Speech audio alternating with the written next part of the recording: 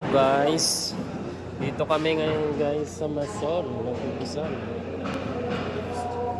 Yan, nagubusan na naman guys. Pagkain, wala nang... Ha?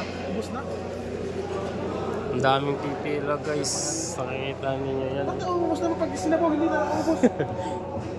Naubusan, ganito talaga kapag ka... Kaya pangit mo naman yung sinabaw palagi, hindi naubos pag ganito. Kuha na lang, ano yun, munggo. Yan o, naubusan na guys. Tinik na lang guys. Ganito talaga pag naubusan. Ganito talaga yung buhay abroad. Yan. Gandang-ganda ng Mesol eh, nag-uubusan.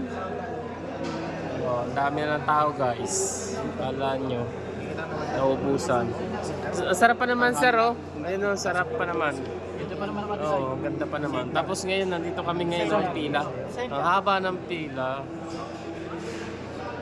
Ito pa, problema na tuloy yung nagbibigay ng kwan. Talaga sa pao yan. Kahit from ano. Ito na yung buhay namin. Wala pang laman.